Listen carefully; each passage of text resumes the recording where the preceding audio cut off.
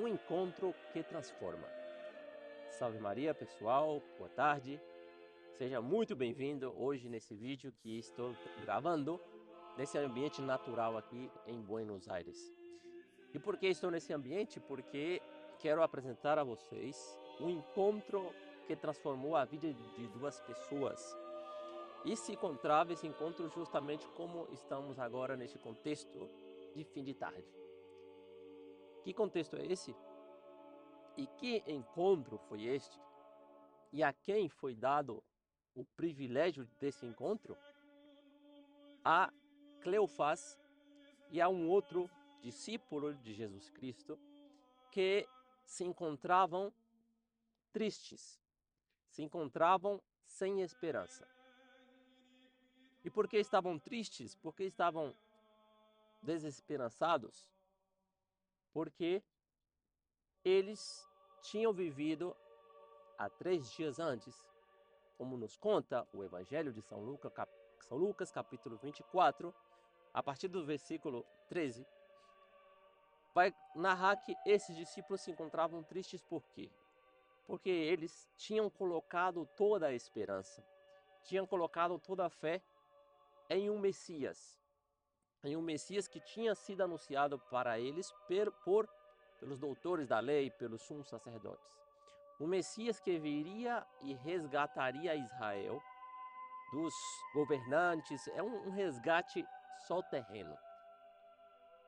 E eles esperando este Messias que viria num cavalo branco, que viria lutar com espada, com flechas e ia libertar Israel de toda atadura desses governantes. Este Messias que eles esperavam, infelizmente, para eles foi defraudado. Defraudou a eles. O que quero dizer? Que esse Messias que esperavam eles, num cavalo branco, entrou em Jerusalém em um pequeno potro, em um jeguinho.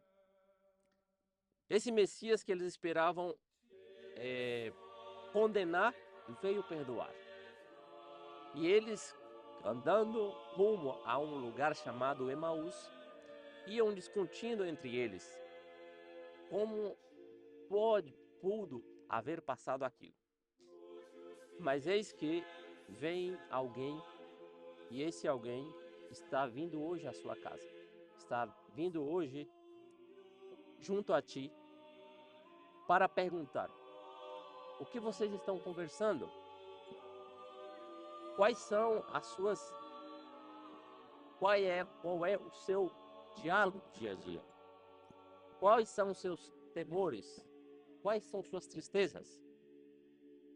E esse Senhor caminha com eles e os pergunta o que vocês viriam falando pelo caminho. Os discípulos, claro, contam o desastre que tinha acontecido com o Messias esperado, Jesus Cristo. Morreu e já faz 3 dias. Esperávamos que ele fosse nosso Messias que restauraria Israel. E o que aconteceu? Morreu. O que aconteceu nesse encontro? Jesus Cristo começa então, depois de dar uma reclamada para eles, como são torpes de fé, como não tiveram fé nas Sagradas Escrituras. E eis aqui que Jesus explica todas as Sagradas Escrituras nas passagens que conta o que tratava sobre ele. Dizendo, começou de Moisés. Por que Moisés? Porque Moisés foi o que escreveu os 5 primeiros livros da Bíblia. Gênesis, Êxodo, Deuteronômio, Levítico, Números. Depois Jesus nos narra o profeta São Lucas, que Jesus também contou sobre os profetas, e claramente o Evangelho não precisava contar, porque ele mesmo era o Evangelho vivo. Jesus os conta e eles escutam, e claramente eles estavam tão desejosos a escutar a esse que estava conversando com eles, que ao chegar à tarde, como agora o sol aqui na minha frente já está se pondo, esse senhor que se dá uma volta, como que quer seguir seu caminho, os discípulos disseram: Senhor, já é tarde, vem conosco. Esse Senhor vai com eles e eis a surpresa. A surpresa é que este Senhor, ao partir o pão, revela quem ele é, o Messias que eles tão desejavam. E quem disse, em outras palavras, o que Jesus estava dizendo? Eu sou esse Messias que vocês esperavam. Eu venci a morte. Eu ressuscitei. Estou vivo e se vocês estiverem comigo, também vocês ressuscitarão. Por isso, meus irmãos, que esses discípulos, esses mesmos discípulos, que fugiam de Jerusalém por medo de ser aí assassinado como foi Jesus Cristo, eles voltam para Jerusalém agora sem temor algum. E vão anunciar aos apóstolos que Jesus Cristo havia aparecido a eles. E como eu dizia no começo, é um encontro que transforma. Por que transforma? Porque esses discípulos eram judeus e sabiam, não sei se vocês sabem, mas os judeus tinham e ainda têm uma grande vocação.